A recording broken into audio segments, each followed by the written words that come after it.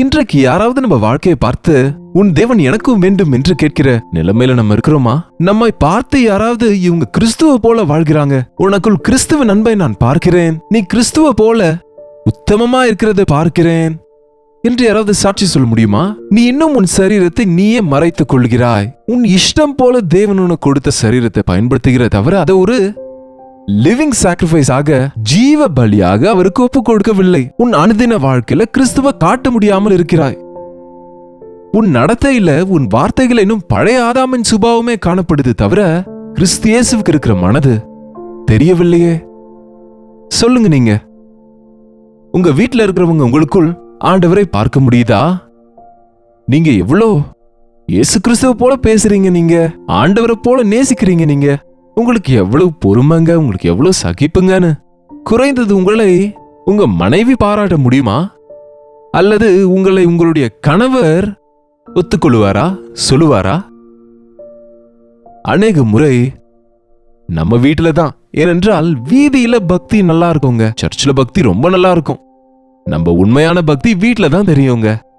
அதுக்குதான் முன்பு சொல்லுவாங்க, வீட்டுல ஜெயித்து வெளியே ஜெயிக்கணும்னு. வெளியே ஒரு வாழ்க்கை உள்ள ஒரு வாழ்க்கை என்பது போல அநேகர் வீட்டுக்கு வந்தாதான் அவங்க உண்மையான கேரக்டர் வெளியே வருங்க.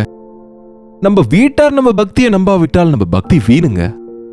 அது உண்மையான பக்தி இல்லவே இல்லை. 24 hours உங்களை வாட்ச் பண்ற உங்க பிள்ளைங்க உங்க பக்தியை நம்பணும். உங்க ஸ்பௌஸ், உங்க கணவன் அல்லது மனைவி உங்களுடைய பக்தியை கவனிப்பாங்க.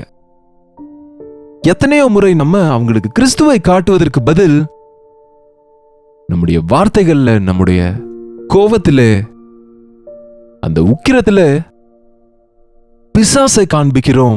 மேல் மேல் வேஷத்தை மாற்றுவது, வழக்கங்களை மாற்றுவது, வார்த்தைகள் ஒகேபுலரி கூட மாற்றி விடுகிறாங்க. இன்றைக்கு நல்லாதான் இருக்கு.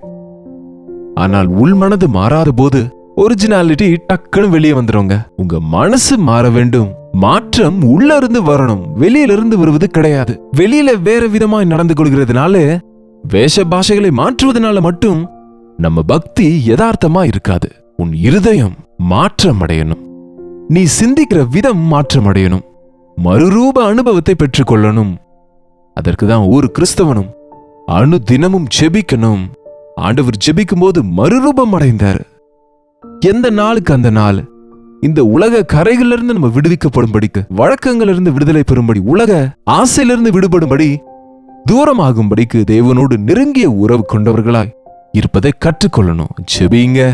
நீங்க தனியா ஜெபிங்க. தேவனுக்கு உங்க பலவீனங்களை சொல்லிக் கொள்ளுங்க. எப்போதுக்கு அப்போது அவருக்கு ஜீவ பலியாக உங்களை ஒப்புக்கொடுங்க.